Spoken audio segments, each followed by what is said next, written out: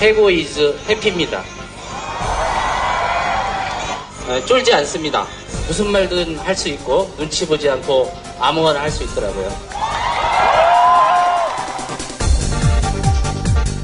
진실을 지키는 뉴스 바리케이드. 국민일보 해직 기자 조상훈의 뉴스바.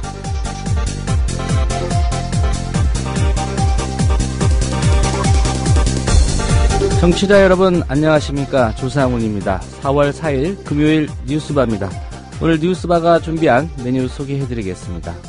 기업들이 취업 규칙을 바꾸는 꼼수로 통상 임금의 범위를 축소해 노동자들의 임금 규모를 줄이고 있는 것으로 드러났습니다.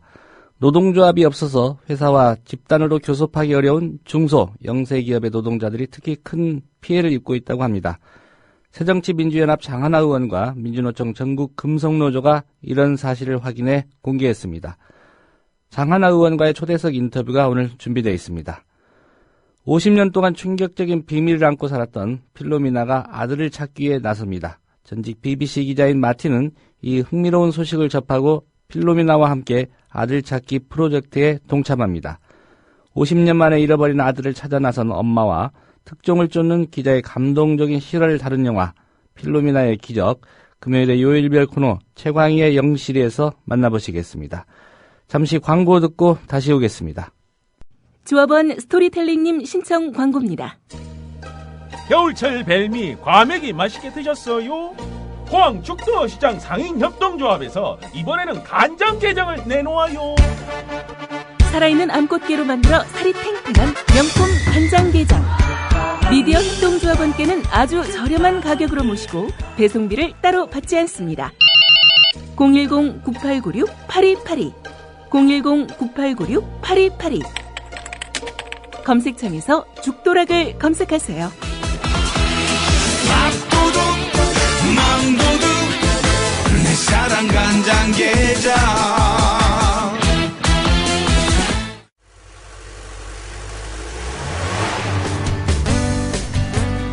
새로운 시작, 새로운 여행, 대한민국 투어. 대한민국 투어는 45인승, 28인승, 리무진 등 다양한 관광버스를 보유하고 있으며 최고의 서비스와 저렴한 가격으로 모든 차량을 이용하실 수 있습니다. 차량 문의는 1599-2686, 1599-2686. 여러분의 편안하고 안전한 여행길, 대한민국 투어가 함께합니다. 결혼식, 가족여행, 세미나, 네이버나 다음에서 대한민국 투어를 검색하세요. 45인승 리무진, 일반 버스, 35인승 버스, 28인승 리무진, 25인승 버스. 서울, 경기, 인천 어디서나 1599-2686. 안녕하세요. 참여연대 회원인 MBC 해직기자 이용마입니다. 2014년 대한민국은 과거로 회귀하고 있습니다. 민주주의에 꽂힌 선거에 국가기관이 대대적으로 개입해 국민의 권리를 짓밟았습니다. 하지만 불법을 저지른 정부는 비판하는 사람들에게 오히려 종북딱지를 붙이고 있습니다. 경제민주화와 복지국가를 만들자는 국민과의 약속은 실종되고 공공부문 민영화가 국민의 동의 없이 강행되고 있습니다. 그래서 20살 청년 참여연대는 다시 신발끈을 묶습니다. 진실과 정의가 승리하는 나라, 권력이 국민에게 복종하는 나라, 특권층만이 아니라 대다수 국민이 행복한 나라를 만들기 위해 더 열심히 뛰겠습니다. 국민TV 라디오 청취자 여러분, 참여연대에 회원이 되어 함께 뛰어주세요. 세상은 저절로 좋아지지 않습니다. 회원가입은 홈페이지 www.peoplepower21.org 또는 전화 02-723-5300번을 통해 할 수 있습니다.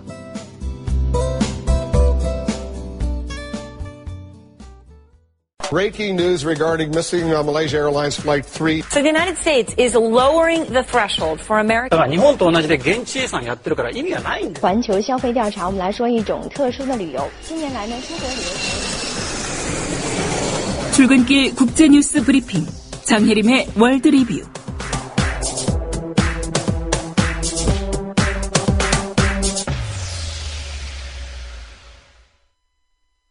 네, 나라밖 소식 먼저 알아보겠습니다. 밤사이 화제가 된 국제 뉴스 브리핑입니다. 장혜림 캐스터입니다. 안녕하십니까? 네, 안녕하세요. 네, 미국이 아시아권에서 해병대 병력 강화하겠다 이런 소식이네요. 네, 미국이 이라크 전쟁과 아프가니스탄 침공 과정에서 퇴색됐던 미 해병대의 상륙전 수행 능력을 아시아권에서 다시 강화하기 시작했다고 월스트리트 저널이 보도했습니다. 예. 월스트리트 저널은 이런 움직임이 미국의 버락 오바마 행정부가 아시아 중시 정책을 구체화하기 시작하면서 나왔다고 봤는데요. 경북 포항에서 실시되고 있는 한미 연합 상륙 훈련인 쌍용훈련이 이를 뒷받침하는 사례라고 전했습니다. 미 국방부는 국방 예산 삭감으로 군살빼기에 애쓰고 있는데 그와 대조적으로 2003년 이후 처음으로 아시아 태평양 지역에서 해병대 병력을 증강하려는 계획을 추진 중이라고 월스트리트 저널은 강조했습니다. 예, 다른 군도 아니고 특별히 해병대 병력을 증강한다는 건데요. 네. 이런 작전들의 배경, 전망 왜 그럴까요? 쌍용 작전은 최근 미국인들의 전쟁 실증 정서와 예산 감축으로 인해서 미국이 방위 공약을 제대로 준수할 수 있을지에 대한 영내 우방의 의구심을 누그러뜨리는 역할을 할 거라는 전망이 있습니다. 아태 지역에서 중국의 군사력 증강, 특히 해병대 증강에 따라 우방들의 이런 의구심이 늘어나고 있다는 게 군사 전문가들의 지적입니다. 미국의 위슬러 해병대 사령관은 오는 2017년까지 아태 지역에 모두 2만 2천 명의 해병대 병력을 유지할 거라면서 올 한 해에도 영내 36개 국가 중 21개국에서 훈련이나 다른 임무를 수행할 것이라고 설명했습니다. 예, 중국 역시 해병대 병력을 늘리고 있는데 네. 미국이 여기에 좀 대응하는 그런 모습이네요. 네. 최근 우크라이나 문제로 좀 냉랭해졌죠. 미국과 러시아 관계인데 뭐 이런 관계 반영하듯이 미국 우주항공국이죠. 나사가 러시아와 협력 중단하겠다 이렇게 선언했다면서요? 네. 미국 우주항공국 나사가 러시아와의 협력을 중단했습니다. 나사는 현지 시간으로 2일 소속 직원들에게 러시아 연방우주청과의 이메일 교환 및 화상회의, 심지어 러시아 여행도 금지했습니다. 나사의 이런 조치는 우크라이나 사태 이후 가속되고 있는 미국 정부의 러시아 제재에 동참하기 위한 것입니다. 예. 다만 러시아와의 협력 중단 조치에 국제우주정거장 관련 사업은 포함되지 않았습니다. 예. 뭐 나사가 독자적으로 결정한 일은 아닌 것 같고요. 네네. 예. 미러 관계 좀 더 지켜봐야 될 것 같습니다. 네. 중국에서 공기 시음회가 있었다. 어떤 행사였습니까? 지난 주말 중국 허난성 정지우에서 무료 산 공기 시음회라는 특이한 행사가 있었습니다. 오염된 공기에 지친 주민들을 위해 진행된 건데요. 행사가 열린 광장엔 산의 공기가 담긴 파란 밀폐 봉지가 연등처럼 일렬로 매달렸습니다. 예. 주민들은 자기 차례를 기다리다가 봉지 밑에 한 명씩 앉아서 봉지와 이어진 산소 마스크를 들고 숨을 크게 들이켰습니다. CNN 등에 의하면 이 행사는 허난성 라오진산 자연보전 개발회사가 마련한 행사인데요. 라오진산의 신선한 공기를 홍보하기 위해서 홍보해서 지역 관광을 촉진하려는 의도도 있다고 합니다. 이를 위해 이 회사는 캔 2,000개와 40개 밀폐 봉지에 라오진산의 맑은 공기를 담아왔습니다.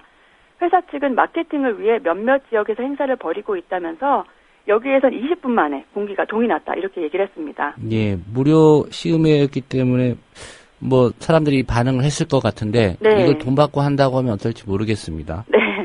네, 마케팅 목적이겠지만 이게 보건대 환경에 관한 그런 경각심 심어주려는 그런 메시지도 좀 담긴 것 같습니다. 네, CNN은 이 행사가 중국의 공기오염의 심각성에 대한 대중의 관심을 높이려는 성격도 있다 이렇게 평가했습니다. 중국의 대기오염은 나아질 기미가 보이지 않고 있는데요. 지난달엔 중국 74개 대도시 중 대기오염 기준을 충족한 도시가 고작 3곳에 불과하다는 발표도 있었습니다. 예. 행사가 열린 정저우도 중국 내에서 공기질이 안 좋은 곳으로 뽑히고 있고요. 지난해 그린피스가 중국 내에서 10번째로 오염이 심각한 도시라고 선정하기도 했습니다. 어떻게 보면 좀 엉뚱한 행사 같지만 그만큼 중국의 대기오염이 심각하다는 걸 보여주는데요. 우리나라는 물론이고 태평양 건너 북미에까지 영향을 미친다고 하니까 식판 대책이 필요해 보입니다. 예, 말씀하신 대로 황사, 미세먼지 다 네. 중국발이라고 지금 알려지고 있는데 네. 우리나라 사람들도 이 대기오염 문제 좀 심각하게 생각해야 될 것 같습니다. 네, 그렇습니다. 네, 미국 연방대법원이 선거자금 기부총액 제한을 위헌이라고 판단했다는데 그러면 좀 부자들의 정치적 영향력 행사 이거 좀 줄어드는 건가요? 미국 연방 대법원이 현지 시간으로 2일 공직선거 후보자나 정당 등에 대한 선거자금 기부 총액의 제한을 위헌이라고 판단했다고 월스트리트 저널이 보도했습니다. 예. 개인이 한 후보자에게 줄 수 있는 기부금 상한선은 $2,600로 그대로 유지했지만 2년 기준으로 개인이 후보자들과 정당 등에 건넬 수 있는 기부금 상한선은 기존의 $123,200에서 $3,600만 달러로 30배 가까이 늘었습니다. 예, $360만 30배 가까이 늘었다. 네네. 결과적으로 그러면 부자들의 정치에 대한 영향력이 더 강해지겠군요. 네, 그렇습니다. 예, 이번 판결에 대한 반응도 좀 엇갈릴 것 같은데 미국 반응은 어떤가요? 이번 대법원 판결은 대법관 9명 중 5명이 기부 총액 제한이 위헌이라는 판단을 한 데서 나온 건데요. 그 5명을 대표하는 존 로버트 대법원장은 정치적 기부는 자유로운 의사표현을 한 형태로 이를 제한하는 것은 수정헌법 1조의 표현의 자유를 침해하는 것이라고 말했습니다. 그에 반해 위헌이 아니라고 판단한 나머지 4명의 진보 성향 대법관 중 한 명인 스티븐 브레이어 대법관은 소수의 기부자들이 다수의 목소리를 익사시켰다 이렇게 말하면서 이렇게 되면 부패가 늘어날 거라고 우려했습니다. 예. 공화당과 민주당의 반응도 당연히 엇갈렸는데요. 공화당의 존 베이너 하원 의장은 기부자들은 원하는 것을 줄 권리가 있다 이렇게 말했고요. 반대로 민주당의 낸시 펠로시 하원 원내대표는 건국의 아버지들은 돈, 머니의 정부가 아니라 다수, 매니의 정부를 위해 희생했다 이렇게 지적했습니다. 예. 돈이 정치를 좌우하는 거. 네. 그닥 좀 좋아 보이는 모습은 아닌데요. 네, 그렇습니다. 예, 미국의 판단 어떻게 봐야 될지 모르겠습니다. 네. 예, 미국 메이저리그 프로야구 구단이죠. LA 다저스가 한국어 방송을 실시한다고요? 네, 류현진 선수가 주축으로 활약하는 미국 프로야구 LA 다저스가 한국어 방송을 한다는 내용을 발표해 좀 눈길을 끌었습니다. 다저스 홍보팀은 현지 시간으로 2일 로스앤젤레스 지역 한인 언론 매체 다저스 담당 기자들에게 이메일 보도자료를 발송했는데요. 이날 보도자료는 다저스 홈 경기 중계방송에 한국어 서비스를 추가한다는 안내인데 제목부터 내용까지 모두 한국어로 작성됐습니다. 예. 다저스 홈 경기 중계하는 스포츠넷 LA는 이중언어 서비스를 제공하면서 영어뿐 아니라 스페인어와 한국어로도 방송한다는 내용을 밝혔습니다. 이중언어 서비스는 TV 중계방송에서 시청자가 언어를 선택할 수 있도록 한 것입니다. 메이저리그 구단이 공식 문서인 보도자료를 전부 한국어로 작성해서 발송한 것은 이례적인 일입니다. 예. 아무래도 류현진 선수의 활약이 좀 뛰어나고 또 역시 응원하는 LA 지역에 한인 팬들이 많으니까 이런 서비스 할 것 같은데 류현진 선수가 LA 다저스 떠나면 어떡할지 좀 궁금합니다. 네, 그러네요. 이 보도자료에서 스탠 카스텐 LA 다저스 사장은 다저스는 다양한 팬들을 보유하고 있다고 하면서 지난 2시즌 동안 한인 팬들이 류현진 선수를 응원하기 위해 구장을 많이 찾았다 이렇게 얘기를 하고 한국어로 방송이 되면서 그 어느 때보다 다저스 팬들에게 더 다가가게 될 것이다 이렇게 기대한다고 밝혔습니다. 또 다저스의 한인 팬들이 스포츠넷 LA를 통해서 한국어 게임을 시청할 수 있게 돼 기쁘다 이렇게 말한 류현진 선수의 소감도 담았습니다. 네, 오늘 소식 잘 들었습니다. 네, 감사합니다. 네, 장예림 캐스터의 국제뉴스 브리핑이었습니다.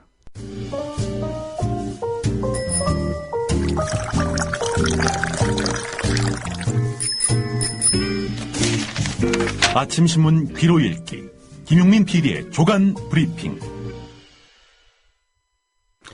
네, 이번에는 국내 주요 뉴스 살펴보겠습니다. 김용민 PD와 함께하는 조간 브리핑입니다. 안녕하십니까? 네, 안녕하십니까? 요새 많이 좀 피곤하시죠? 예, 그렇습니다. 4월 1일 개편 이후로 하여간 어제 집에 모처럼 일찍 들어갔습니다. 10시 한 15분쯤 들어갔습니다. 평소엔 더 일찍 들어가죠. 12시 한 10분쯤, 0시 10분쯤. 그래서 왜 늦게 들어오냐고 하면은, 아니, 이 새 날이 시작돼서 10분 만에 들어왔는데, 왜 이러느냐. 이렇게 일찍 들어왔는데. 예. 제가 그렇게 이야기하고 있습니다. 예.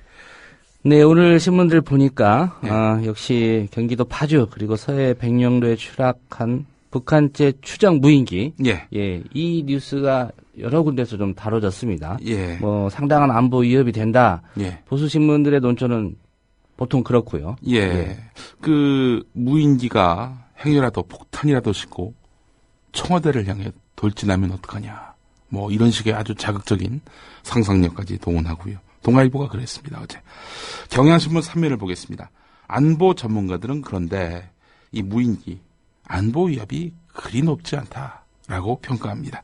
저급한 수준의 정찰 비행은 가능하겠지만 의미 있는 군사적 타격 수단은 될 수 없다는 의견이 대다수였다는 겁니다. 예. 경향신문 기자가 만난 전문가들은 이렇습니다. 먼저 공군장성 출신의 이희우 충남대 종합군수체계연구소 소장. 이분 말입니다. 무인기로 생각할 수 있는 파괴력에 비하면 미사일이나 방사포가 훨씬 낫다. 군사 전술적으로 의미가 없는데 국민 불안만 가중되는 것 같다. 이렇게 밝혔다는 겁니다. 쓸데없이 무인기에다가 뭐 폭탄을 실어서 주요 기관, 요지를 타격한다? 그럴 것 같으면 차라리 미사일이나 방사포가 훨씬 더 효율적이다. 이런 얘기입니다. 예. 굳이 뭐 무인기를 동원할 이유가 없다. 이런 얘기입니다. 양욱 한국 국방안보포럼 연구위원도 경향신문 기자가 접촉한 전문가 가운데 한 명인데요. 이분 이야기는 이렇습니다. 폭탄이나 생화학 무기를 싣기 위해서는 무게가 대폭 늘어나야 하는데 덩치가 커지면 당연히 레이더에 걸리고 충분히 요격할 수 있다. 이렇게 말을 했습니다. 그러면서 이런 종류의 소형 무인기를 탐지하기 위한 장비가 거의 전무한 것은 역설적으로 보면 위협이 그리 크지 않다는 것을 의미한다라고 지적했습니다. 예. 이런 수준의 무인 비행기 예. 민간인도 만들 수 있다. 뭐 그런 얘기도 있죠. 예, 그렇습니다. 경향신문 기자는 고명현 아산정책연구원 연구위원회 보고서에서 이런 부분을 발견했습니다. 발견된 비행체들은 무인항공기라고 부르기가 무한할 정도로 허술하다. 관심 있는 민간인들도 어렵지 않게 만들 수 있는 수준이며 밤이나 구름이 낀 날씨에는 무용지물인 그야말로 매우 초보적인 것이다. 이렇게 평가를 했습니다.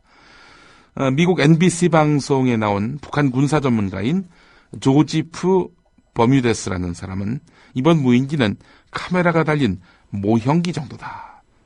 모형기. 예. 이렇게 평가를 했습니다. 예. 역으로 생각하면 네. 이 무인기 기술이 좀 발달하면 예. 실체적인 군사적 위협이 될 수 있다. 이런 해석도 가능할 것 예, 같은데요. 그렇습니다. 한겨레 사설 내용이 그렇습니다. 무인기 기술이 발전하면은 살상용으로 전용될 수 있다는 점에서 일정한 대비책은 필요하다. 이렇게 언급하고 있습니다. 그런데 낮은 고도로 날아오는 소형 물체에 완벽하게 대처할 수 있는 기술은 아직 개발되어 있지 않다. 이렇게 또 밝히고 있습니다. 그러면서 한겨레는 이번 사건은 오히려 평화 관리의 중요성을 다시 한번 일깨워준다. 남북관계 진전은 그래서 중요하다. 상대를 해치기로 마음먹는다면 모든 기술이 무기가 될 수 있다. 이를 더 나은 무기로만 막으려 하는 것은 군사주의적이고 소모적인 발상이다. 우리는 이미 북한의 전체 국내 총생산과 맞먹는 군사비를 쓰고 있다. 이렇게 말을 했습니다. 예. 사실 이번 무인기 팜은 안보 위협이 되긴 합니다. 그런데 그런 허접한 수준의 북한 군사력이 안보 위협이 되는 것이 아니라 허술하고 기만적인 위기가 닥쳤을 때는 감추고 거짓말하는 이런 우리 정부와 군의 안보 태세가 안보 위협이 되고 있다. 이런 이야기입니다. 예. 네, 무인기가 촬영했다는 그 청와대 사진, 이 역시도 좀 쟁점이 되고 있습니다. 예, 조선일보는 단독 입수라고 말하고 있는데요. 국방부는 사진 유출을 누가 했는지 나도 궁금하다 이렇게 말하고 있습니다. 한겨레 3면을 보겠습니다. 조선일보는 단독 입수했다라고만 밝히고 있는데요. 예. 김민석 국방부 대변인은 브리핑에서 어떻게 특정 매체에 무인기에 담긴 사진과 영상이 흘러갔느냐라는 기자 질문에 나도 그게 궁금하다 이렇게 답할 뿐이었습니다. 대공 방어 체계를 재검토해야 할 만큼 군사적으로 예민한 사안이라면 추락한 무인기에서 수거한 카메라와 그 안에 담긴 촬영 사진 같은 이런 군 내부 수사기관이 갖고 있는 자료들 이런 것들이 쉽게 외부로 유출될 가능성은 적지요. 근데 이렇게 쉽게 외부로 유출된다는 것 자체가 더 심각한 안보 문제일 수 있다는 겁니다. 예. 정부 고위 관계자가 한겨레 기자에게 이런 말을 했네요. 청와대 하늘에 구멍이 난 게 아니라 우리 군과 정보기관의 보안에 구멍이 난 게 더 심각한 문제로 보인다. 국방부가 분석하고 있는 무인기 촬영 사진이 어떻게 유출돼서 신문에 대문짝만하게 실릴 수 있느냐 이렇게 말했다고 합니다. 예. 국방부 대변인 얘기로라면 예. 국방부가 준 건 아니다 그 얘기입니까? 예. 그렇다면 어떻게 그걸 확보한 거죠? 북에서 유출된 거 아닐까요? 혹시 그 무인기에 블루투스가 달려 있어가지고 파일을 꺼내올 수 있는 건지 아니면 조선일보가 찍은 사진인지 그건 뭐 알 수 없습니다. 예. 어쨌든 군 당국이 공식적으로 제공하지 않았는데 이게 유출이 됐다거나 이 예. 부분에 대한 군 당국의 수사나 조사가 필요해 보이는데. 글쎄요. 상대는 대통령이 존경하는 방상훈 사장님의 조선일보 아니겠습니까? 예. 가능할지 의문입니다. 예, 다음 소식이 믿기지가 않는데 예. 박근혜 정부 청와대 근무하는 사람이 예. 이적단체에 가입했다. 예. 예, 이런 뉴스가 있습니다. 오늘 세계일보 일면에 나와 있는 기사인데요. 이적단체 가입이라 함은 청와대 외교안보수석실 별정직 3급인 A 행정관이 우리 민족끼리 그 정부 당국에서는 친북 웹사이트로 규정하고 있는데요. 우리 민족끼리에 가입한 혐의로 이 사람 이적단체에 가입했다라고 보고 있습니다. 또 국가보안법 위반이 적발됐다고 하는데요. 구체적으로 어떻게 법을 위반했는지 그 내역은 확인되지 않았다고 세계일보는 덧붙이고 있습니다. 일단 이게 놀랍긴 합니다. 자, 그런데 기사의 핵심은 이겁니다. 청와대 비서실 직원 5명이 비위, 위법 행위로 징계받은 사실이 추가로 확인됐고 지난해 청와대에서 퇴출된 비서실 직원이 확인된 사례만 10명이어서 박근혜 정부의 도덕성에 큰 흠집을 남기게 됐다는 점입니다. 예. 뭐 다른 일도 많은데 이 정도 가지고 박근혜 정부의 도덕성에 큰 흠집이 남겠습니까? 이건 제가 이야기한 게 아니라 세계일보가 예. 이렇게 기사를 쓴 저도 겁니다. 세계일보에 물어본 겁니다. 예. 네, 구체적인 사례들이 있을 것 같은데 어떻습니까? 근데 좀 이게 우리 국민들 보기에는 민감하게 다가올 수도 있을 것 같습니다. 그래서 세계일보가 박근혜 정부의 도덕성에 큰 흠집을 남기게 됐다. 뭐 이렇게 표현한 것이 과연 타당한지 지금부터 소개해드리는 사례를 통해서 판단해 보시죠. 민정수석실 한 행정관이요.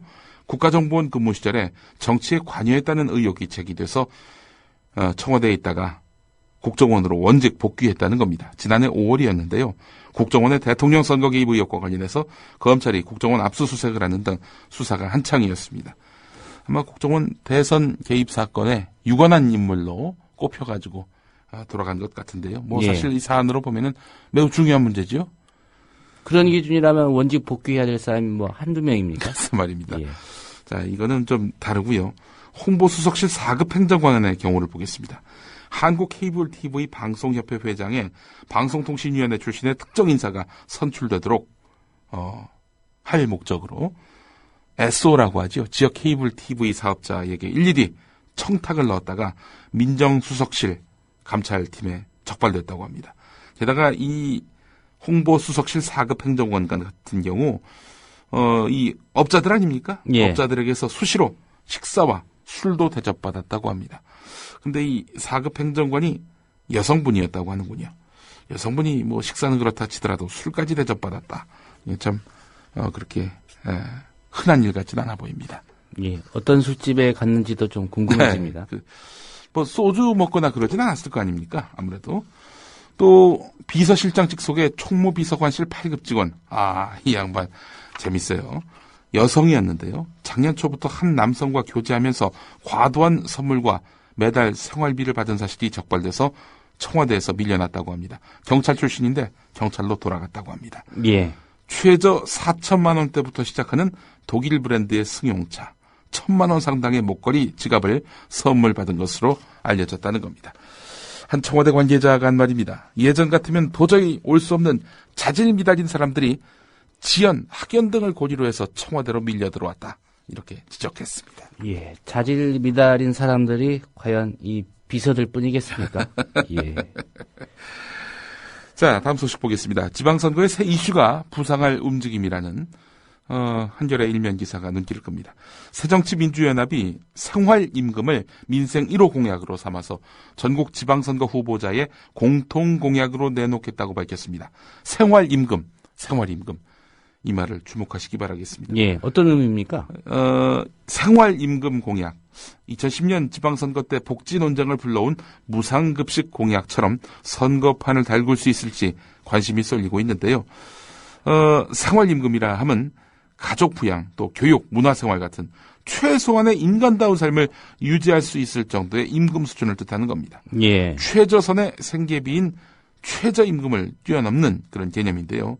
노동자의 생계를 실질적으로 보장하려는 정책적 대안인 이 제도, 1994년 미국 볼티모어시에서 이 조례가 제정되면서 시작이 됐는데요. 이런 겁니다.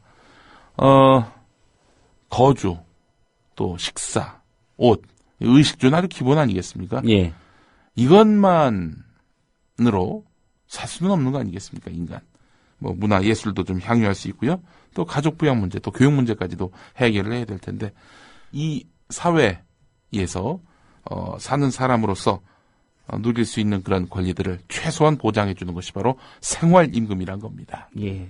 언뜻 생각해보니까 기업들은 당연히 반대할 것 같고요. 예, 그렇습니다. 예. 노동자들이 어떻게 반응할지가 이제 궁금합니다. 경기도에서 그렇지 않아도 새정치연합 쪽 도의원들이 생활임금 조례안을 발의했는데 김문수 도지사, 새누리당 소속이죠. 또 새누리당 의원들이 재정 부족을 이유로 해서 반대해서 무산되는 등 지역에 따라서 여야가 시각 차이를 보이고 있는 그런 사안이기도 합니다. 돈이 없다는 새누리당, 돈 걱정하면서 22조 4대강 갖다 다 뿌리고 말이죠. 자, 새정치민주연합의 김영배 서울 성북구청장은 어제 서울시청에서 기자회견을 열어서 생활임금 대상을 지방자치단체와 공공계약을 맺는 민간기업 소속 노동자까지 확대하는 내용을 뼈대로 하는 생활임금 조례안 제정을 발표했습니다. 또 예. 새정치연합 소속의 노원구청장, 김성환 구청장인데요. 지난해 1월 전국에서 처음으로 지자체가 직접 고용한 청소, 경비, 주차 노동자를 대상으로 해서 생활임금 제도를 시행한 바 있습니다. 예, 지방선거 앞두고 이제 주요 이슈가 될 것 같은데요. 예, 추이를 지켜봐야 될 것 같습니다. 예. 5.18 기념일에 방아타령 연주하려다가 반발을 한 정부. 근데 이번에는 제주 4.3 사건 위령제 때 네. 나는 행복한 사람 이렇게 시작하는 노래를 불렀다고요? 한겨레 오면에 이 기사가 있습니다.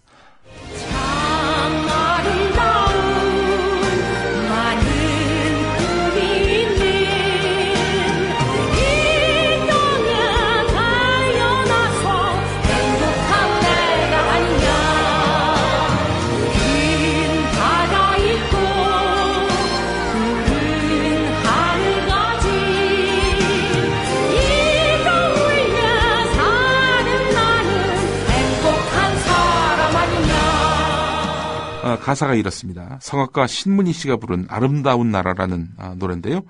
참 아름다운 많은 꿈이 있는 이 땅에 태어나서 행복한 내가 아니냐. 큰 바다가 있고 푸른 하늘을 가진 이 땅 위에 사는 나는 행복한 사람이 아니냐. 뭐 이 노래가 말이죠. 뭐 가사 내용으로 보나 뭐 한국적인 멜로디로 보나 뭐 사랑을 받을 만합니다. 하지만 이 노래는 아무 때나 부를 수 있는 게 아닙니다. 국가 권력에 의해서 억울하게 죽은 희생자들을 위로하는 장소에서 이런 노래 부르면 안 되죠. 국가 행사로 격상돼서 거행된 66돌 4.3 희생자 추념식에서 난데없이 아름다운 나라 이 노래가 불려졌단 말이죠. 국가 권력에 의해 억울하게 희생된 4.3 영령들을 기리는 자리에서 이 노래가 불렸다.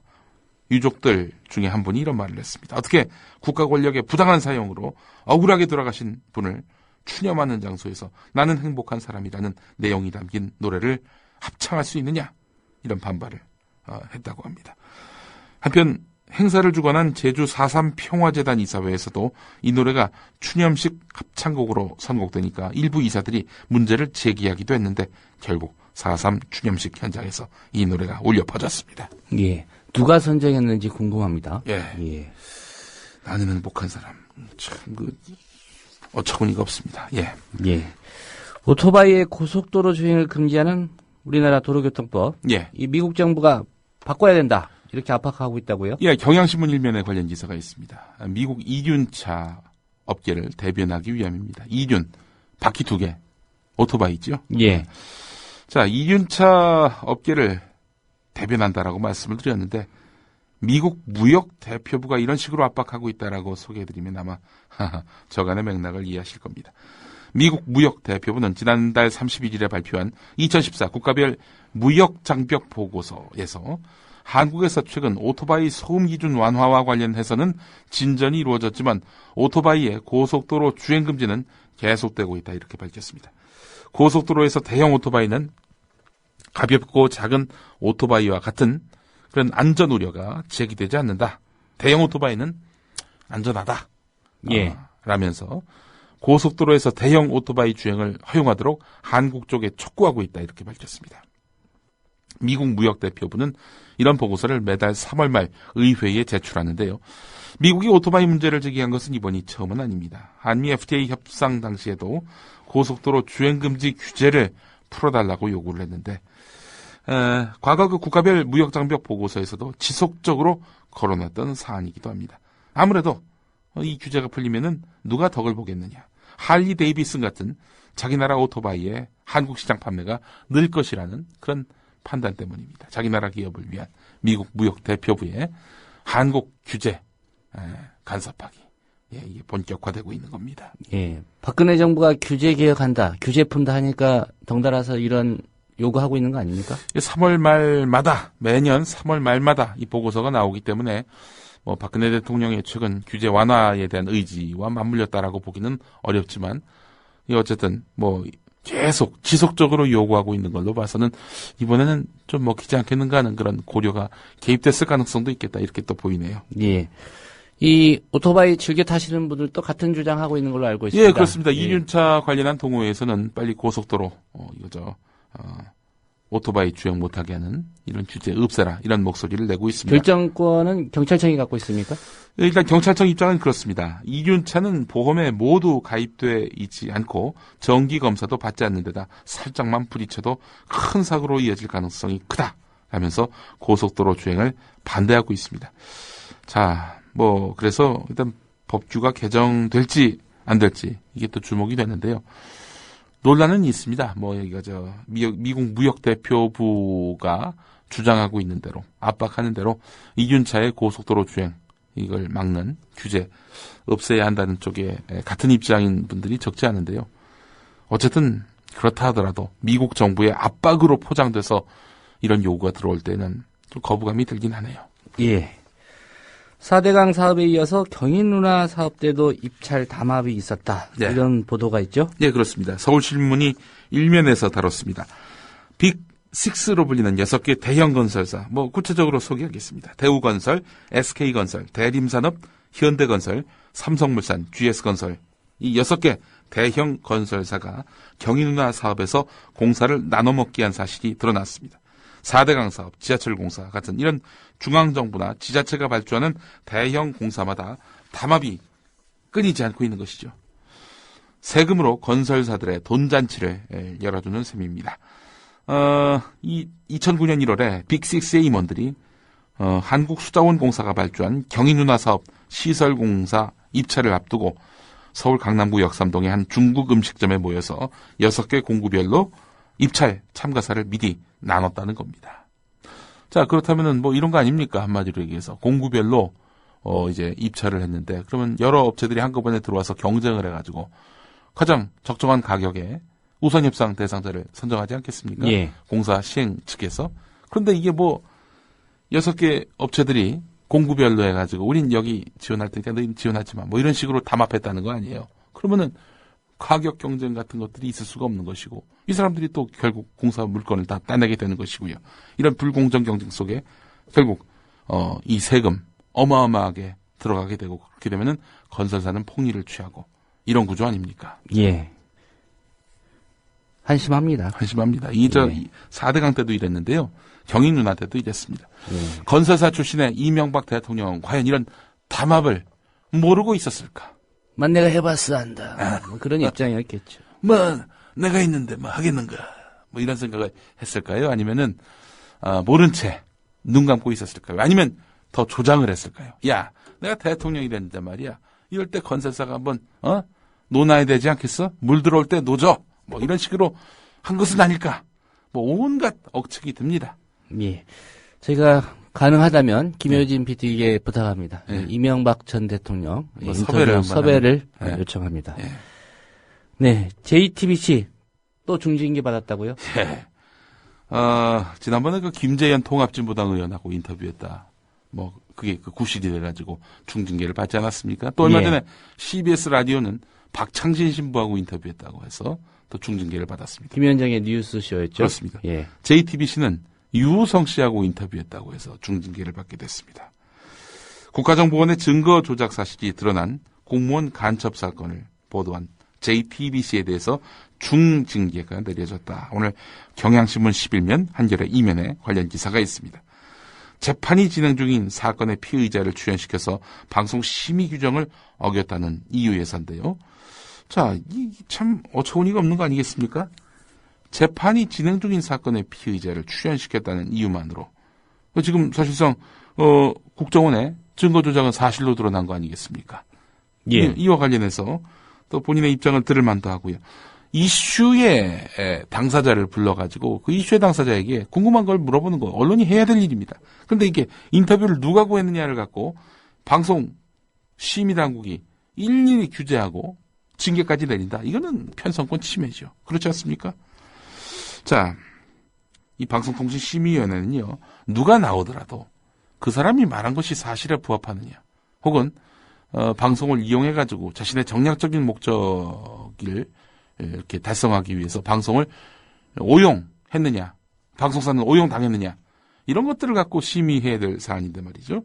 대표적으로 정미용 씨가 나와가지고 박원순 서울시장을 비롯한 주요 인사들을 종북으로 규정한 일이 있었거든요. 예. TV조선 나가서 그랬는데요. 그때는 행정제재인 의견 제시를 결정하는 식으로 해서 솜방망이 처분을 내렸습니다. 이런 저간의 흐름을 보게 되면은 자기 편인 사람들에 대해서는 솜방망이, 남의 편이라고 생각되는 사람들은 뭐 큰 문제가 안 돼도 중징계 이런 식으로 나간단 말이죠. 이런 어처구니 없는 방송통신심의위원회 이런 당국의 규제를 받느니 차라리 법 외 방송으로 남아서 할 목소리를 해야 되겠다.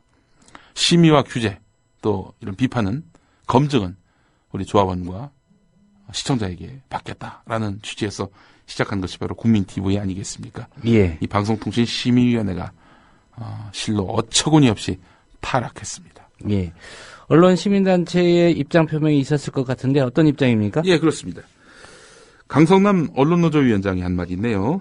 재판 중인 사건에 대한 보도를 자제하라는 조항은 피의자의 인권과 반론권을 위한 성격임에도 불구하고 메카시즘적 사고를 한 여당 추천위원들이 아전인수격으로 해석하고 있다. 공공의 이익을 해치는 방송통신심의위원회는 스스로 존재 이유를 무너뜨리고 있다. 이렇게 말을 했습니다. 방송통신심의위원회 규제 대상은 아니었습니다만은 제가 2011년 10월, 11월에 그 KBS에 출연을 하고 있었는데요. 예. 그 당시 이제 낙검수를 할 때였는데, 나경원 의원과 관련해서, 이제 중구청, 사무관들 중에 호남 출신들이 집중적으로 표적이 돼가지고, 이렇게 다른 구청으로 전출되는 그런 일들을 낙검수에서 소개한 바 있었거든요. 그걸로 인해서 이제 고소를 당했습니다. 나경원 씨로부터요. 고소당했다는 이유만으로 KBS에서 방송 그만하라. 그런 얘기를 제가 들었었습니다. 예. 아니, 무슨 저기 유죄 판결을 받은 것도 아니고요. 기소가 된 것도 아니고, 그냥 고소당했다는 이유만으로. 갑자기 그때 일이 생각이 났습니다. 예. 예. 지방선거와 관련된 흥미로운 기사입니다. 예. 예. 지방선거. 인천에서 이기면 전국에서 승리한다더라. 예. 이런 분석이 있다고요? 경향신문 10면 기사입니다. 인천에서 이기면 전국에서 이긴다. 지난 대선만 보더라도 그렇습니다. 그 유명한 51.6%를 박근혜 후보가 얻었고요. 문재인 후보는 정확하게 48.0%였죠. 인천에서의 득표율이 어땠냐? 박근혜 51.6, 문재인 48.0. 아이고, 정확합니다. 전국 득표율과 거짓말처럼 똑같았는데요. 3회 지방선거부터 쭉 인천에서의 결과가 전국 결과로 이렇게 나타났다는 겁니다. 예. 3회 2002년, 4회 2006년 두 번 다 한나라당 안상수 후보가 당선자였죠. 그러다가 2010년에 5회 선거 때는 민주당이 이겼습니다. 전국에서. 그때 인천은 민주당 소속 송영길 후보가 시장이 됐었어요. 예. 이렇게 인천이 전국 선거의 일종의 풍향계, 예. 바로미터가 되는 이유 뭡니까? 전문가들은 인구 구성비를 꼽고 있습니다. 인천의 출신 지역별 비중을 보면은 충청이 33에서 35%로 많고요. 그 다음 호남 27에서 28%, 영남 15% 안팎이었습니다. 충청권 출신이 다수인 이유는 60에서 70년대 충남 해안 지역에서 일자리를 구하려고 배를 타고 인천으로 올라오는 인구가 많았기 때문이라고 하는데요. 거대 정당이 영호남을 장악한 정치 구조에서 캐스팅 보트를 쥔 충청권 출신들이 많이 살다 보니까 인천의 민심이 전국 흐름에 민감하게 반응하고 있다는 겁니다. 지난 대선에서는 박근혜 여보가 충청권에서 선전을 했습니다. 왜냐? 어머니 유경수 여사가 옥천이죠? 네, 충북 옥천 출신이어서 예. 그런 면도 있었는데요. 자, 이번 결과 인천 결과가 특히 주목되는군요. 예, 오늘 소식 잘 들었습니다. 예, 김용민 PD였습니다. 제동욱 찍어내기 통합진보당 내쫓기. 황교안 법무부 장관이 해온 일입니다. 그런 황교안 장관을 야당 의원들이 뜻밖에도 칭송합니다. 대표적으로 판사 출신 서기우 정의당 의원입니다. 결정적으로 국가보안법의 권위자라고 알려져 있는 우리 황교안 법무부 장관. 국가보안법이라는 해설서의 저자 황교안 장관. 그의 책에는 무슨 내용이 담겼을까요? 서기호 의원의 말을 더 들어봅니다. 우리 황교안 법무부 장관께서 직접 조술하신 이 국가보안법 책에도 그렇게 나옵니다. 국가보안법상의 제12조 날조죄 이 책 국가보안법 책 508쪽에 보면은 국가보안법상의 날조죄는 당연히 이 국가보안법 12조가 우선 적용된다 라고 되어 있습니다. 508조에. 이 사건은 당연히 국가보안법 12조 날조죄가 적용돼야 됩니다. 황교안 저 국가보안법.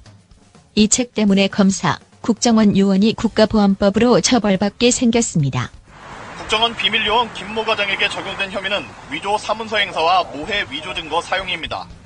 김 과장은 앞서 구속된 국정원 협력자 김모 씨에게 유성 씨의 간첩 혐의를 입증할 문서를 구해오라고 지시한 인물입니다. 모해 증거 위조와 사용죄는 피고인에게 해를 끼칠 목적으로 증거를 위조하거나 위조 증거를 사용하는 경우에 적용하는데 최고 징역 10년입니다. 이 조항은 국가보안법 날조죄와 사실상 구성 요건이 같습니다.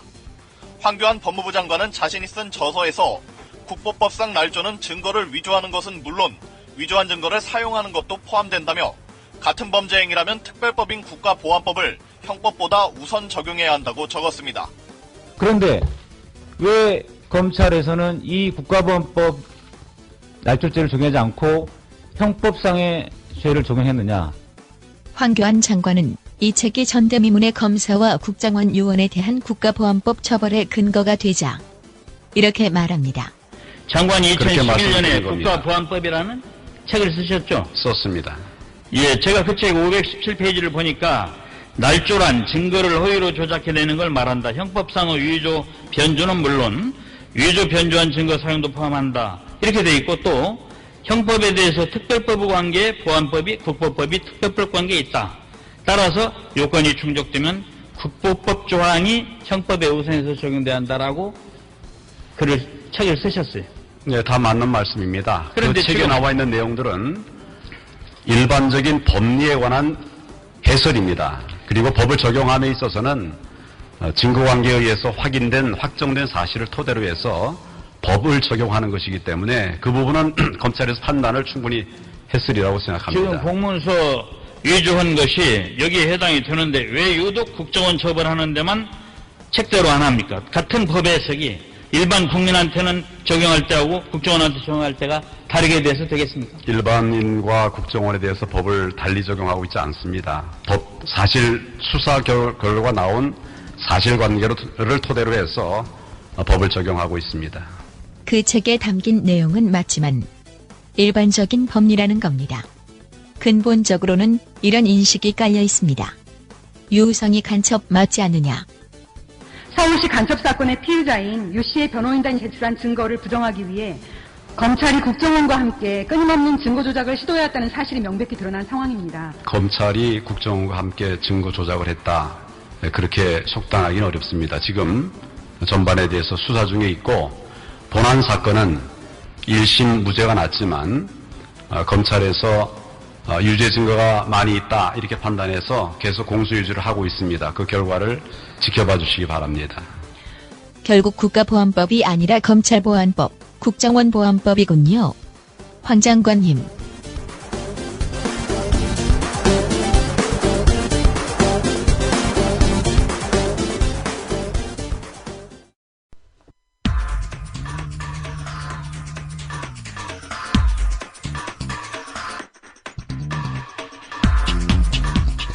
네, 전날 국민TV 뉴스K에 보도된 주요 기사들을 살펴보는 뉴스K 리뷰 순서입니다. 뉴스K가 어떤 사안에 주목했는지 지금부터 알아보겠습니다.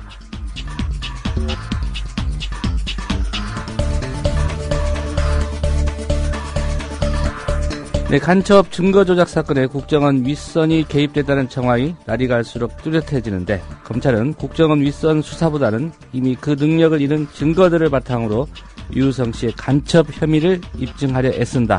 이런 리포트가 있습니다. 들어보시겠습니다. 국정원의 고위급이라고 할 수 있는 2급 간부가 서울시 공무원 간첩 사건에서 증거 조작을 지휘한 정황이 뚜렷해지고 있습니다. 그러나 검찰은 국정원 윗선을 수사하려는 노력보다는 재판부가 이미 기각한 증거를 가지고 유우성 씨의 간첩 혐의를 입증하는 데 안간힘을 쓰고 있습니다. 취재 PD 연결합니다. 곽보아 PD. 네, 곽보아입니다. 네, 국정원 2급 공무원인 대공수사단장이 간첩 증거 조작에 관여한 정황이 드러났던 보도가 나왔더군요. 어떤 내용입니까? 국정원이 해외 파견 요원들에게 업무 지시를 할 때 사용하는 암호화된 전문의 정결권자는 2급 이상이고 공작금도 2급 이상이 결제해야 하는 것으로 드러났다고 오늘 한겨레 신문이 보도했습니다. 이번 증거 조작 사건의 지휘 보고선상에 있는 2급은 국정원 대공수사단장입니다. 최모 단장은 지난해 5월 부임한 것으로 알려졌습니다. 서울지검 수사팀이 법원에 제출한 공소장을 보면 국정원의 김 과장과 권 과장은 역시 국정원 소속인 선양 총영사관 이인철 영사에게 4차례에 걸쳐 증거 조작 관련 지시를 전문으로 보냈습니다. 공소장에는 이모 대공수사처장과 김 과장, 권 과장이 증거 위조를 공모했다고 나와 있지만 2급 이상이 결제선상에 있다는 사실이 드러나면서 윗선에 대한 수사 요구가 더 커질 전망입니다. 네, 처벌 대상에 최 단장이 포함될 가능성 어느 정도입니까? 가능성은 낮아 보입니다. 검찰은 이 대공수사처장까지만 형사처벌하는 방안을 검토하는 것으로 알려졌습니다. 이번 주말이나 내주 초 예정된 검찰의 최종 수사 결과 발표에 실제 결제한 사람이 누구인지 등 정확한 처벌 대상이 포함될 것으로 보입니다. 이 처장 위에 최 단장과 대공수사국장, 이 차장, 남재준 국정원장까지는 검찰 수사가 미치지 않을 것이란 분석입니다. 일각에서는 지난해 5월 최 단장 부임 전까지 대공수사단장 자리를 맡았던 김모 씨도 조사해야 한다는 지적이 나옵니다. 김 전 단장은 유우성 씨 사건 수사를 초기부터 주도한 인물이라 사건을 총체적으로 들여다보려면 김 전 단장에 대한 조사가 꼭 필요하다는 겁니다. 네, 검찰이 새로운 증인 2명을 또 신청했다고 들었습니다. 누굽니까? 네, 먼저 이상진 고려대 정보보호대학원 교수입니다. 지난달 공판에서 검찰은 유 씨의 출입경 기록이 전산 시스템 오류로 입자가 3번 잇따라 기재됐다는 변호인 측 주장을 반박하기 위해 이상진 교수를 증인으로 신청했지만 법원은 받아들이지 않았습니다. 이 교수가 중국 전산 시스템을 직접 경험해보지 않아서 증인 신문의 필요성이 높지 않다는 이유였습니다. 유우성 씨 변호인 측도 이 교수를 증인으로 세우겠다는 검찰의 말에 출입경 기록이 진본임을 중국 당국이 확인한 상황에서 이 서류가 잘못됐다고 증인을 세우는 건 적절치 않다며 반대했습니다. 그럼에도 검찰은 이번에 또다시 이 교수를 증인으로 세우려고 하고 있습니다. 검찰은 또 1심 재판에서 증인으로 나와 유 씨를 북한에서 본 적이 있다고 증언한 탈북자 김모 씨 진술의 신빙성을 뒷받침하기 위해 정신과 의사인 이동일 교수를 증인으로 신청했습니다. 검찰이 마지막 안간힘을 쓰고 있는 것으로 보입니다. 네, 국정원 대선 개입 사건 수사팀이 사실상 해체된 데 이어서 최동욱 전 검찰총장 뒷조사 수사를 벌이던 수사팀도 해체 수순에 돌입했다고 그러더군요. 어떤 내용입니까? 최동욱 전 검찰총장 개인정보 유출 사건을 수사해온 허 전 검사가 수사팀에서 제외됐다고 한겨레 신문이 보도했습니다. 허 검사는 작년 12월 김진태 검찰총장이 신속한 수사를 위해 투입시킨 특수부 출신이지만 수사를 주도하다가 3개월여 만에 배제됐습니다. 지난 2월에는 이 사건 주인 검사였던 오현철 부장검사도 수사팀에서 빠진 적이 있습니다. 이처럼 핵심 검사들이 빠지면서 결국 별다른 성과 없이 수사가 마무리되는 것 아니냐는 전망이 나옵니다. 국민TV 뉴스 곽보아입니다.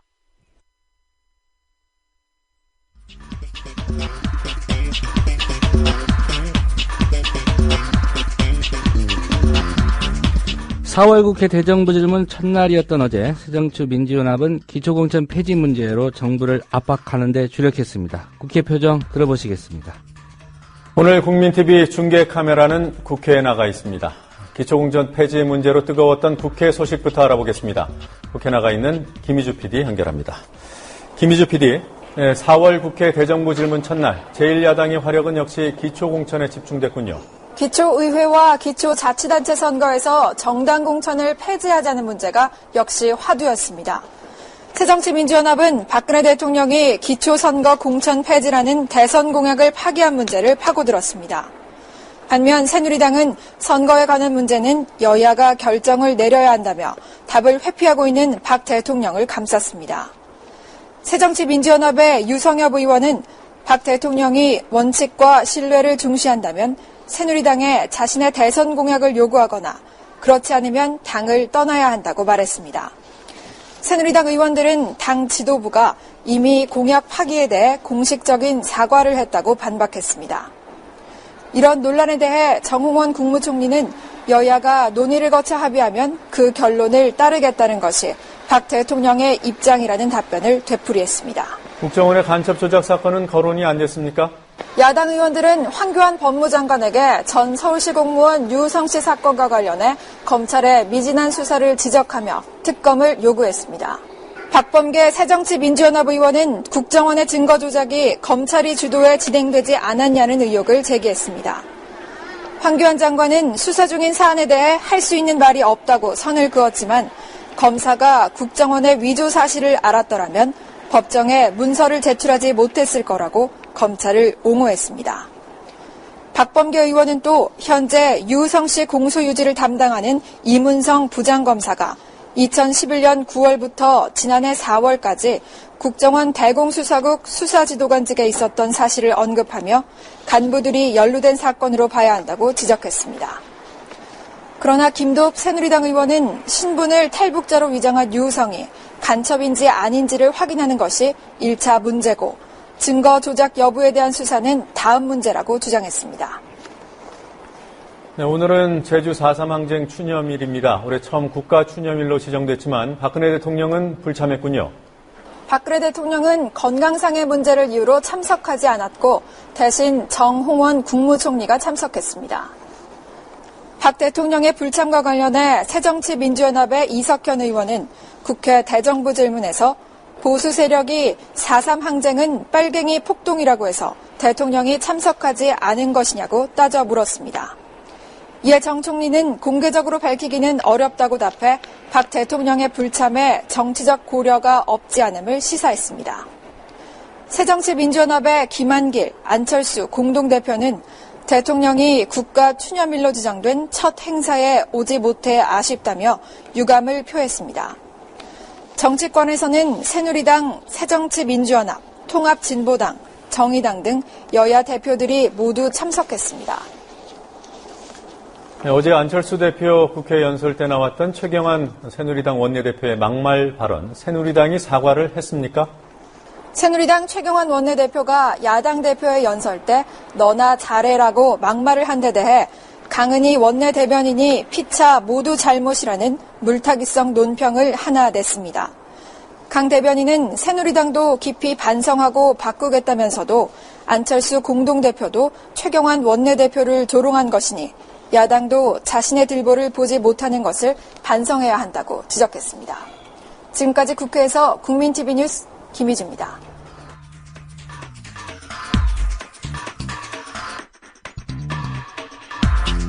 네, 오늘 준비한 뉴스K 리뷰는 여기까지입니다. 국민TV 뉴스K는 매주 월요일에서 금요일까지 밤 9시에 방송됩니다. 여러분의 많은 시청 바랍니다.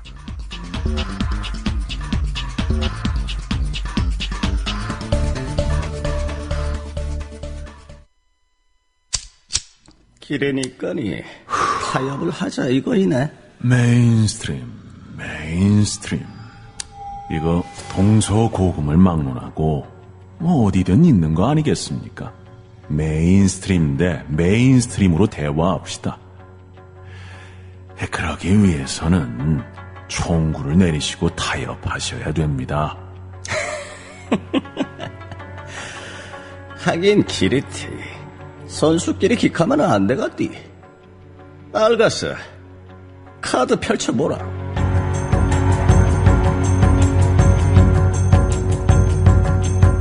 국민라디오 4월 드라마 통일은 대박이다. 통일이 누구를 위한, 누구에 의한 대박인지 경청해 주십시오.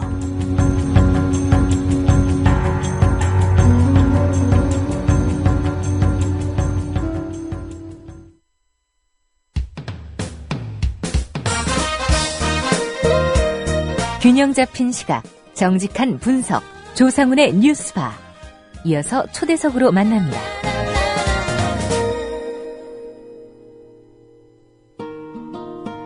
통상임금의 범위를 확대한 대법원의 판결. 그런데 여기에도 빠져나갈 구멍이 있었습니다. 기업들이 통상임금 적용 범위를 줄이려고 취업규칙을 바꾸는 꼼수를 쓰고 있다는 겁니다. 네, 장하나 의원과 민주노총 전국금속노조가 최근 이런 내용을 확인해서 국회에서 공개했습니다. 새정치민주연합의 장하나 의원 연결해서 자세한 얘기 들어보겠습니다. 장 의원님 안녕하십니까? 네, 안녕하세요. 예, 지금 제주에 계신가요?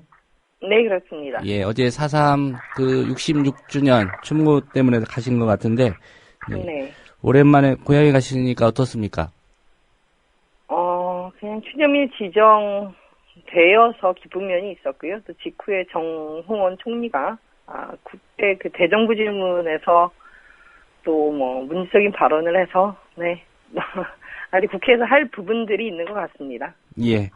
우선 통상임금 문제 좀 짚어보겠습니다. 네네. 네, 기업들이 통상임금의 적용 범위 줄이려고 꼼수를 쓰고 있다 이렇게 말씀하셨는데 구체적으로 어떤 꼼수들을 쓰고 있습니까? 일단은 기업들이 꼼수를 쓰는 배경에 고용노동부가 있다는 게 제일 문제가 되고 있고요. 예. 통상임금 하면 아직 잘 모르시는 우리 청취자분들도 있으실 겁니다. 근로기준법에 보면 통상임금이 근로자에게 정기적으로 일률적으로 주는 모든 금액을 얘기한다 되어 있는데, 예. 통상임금이 중요한 것은 이것이 연장 근로수당, 야간 근로수당, 휴일 근로수당 등등 각종 수당의 기준액이 되거든요. 이런 야간 근로 등등은 통상임금의 1.5배 가산해서 주게 되어 있기 때문에 이 통상임금이 중요한데, 최근에 대법원 전원합의체 판결에서 이제 전기 상여금, 만약에 이렇게 분기별로 4번 이렇게 주던 전기 상여금도 통상임금에 들어간다. 이런 판결이 났기 때문에 예. 갑자기 이런 기타 수당의 기준액이 늘어나게 된 겁니다.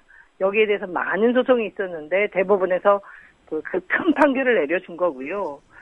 근데 여기에 고용노동부가 나서서 통상임금 노사 지도지침이라는 것을 가지고 한 2달 동안 전국에 130회 동안 순회 교육을 하는데 내용은 어쩌어쩌 하면 이제 통상임금이라는 거를 줄여서 이러한 임금이 올라가는 인상을 사실상 막을 수 있다.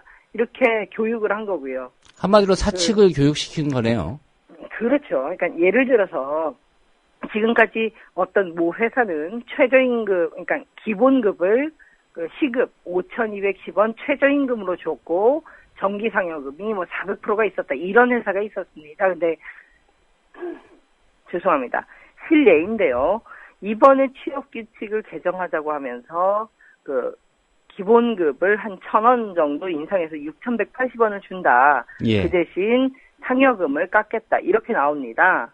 그러면서 불이익이나 임금 삭감은 없을 것이다라고 했는데 그렇게 이제 당연히 이제 영세 중소 사업장에 다니는 직원들은 그렇게 사인을 하지 않겠습니까? 취업규칙 변경에. 예. 그러고 났더니 월급이 205만 원에서 200만 원으로 한 달에 5만 원이나 이렇게 깎였다는 겁니다. 근데 이런 상황들이 한 업체가 아니라 지난 2월에만 아주 많은 지금 계속 제보를 받고 있는데 저희 의원실이나 금속노조로 계속 제보가 오고 있고요. 그래서 저는 당장 고용노동부가 이런 사실상 노동자들의 월급을 깎아먹는 그런 교육을 좀 제발 당장 그만둬라. 이렇게 주장을 하고 있는 겁니다. 예. 고용노동부가 노동자의 어떤 권익이나 이런 거를 네. 좀 앞장서 보호하고 또 그걸 침해하는 사측을 견제해야 되는데 이렇게 사용자 편에 서서 이런 교육하고 다녀도 문제 없습니까? 당연히 문제가 되고요.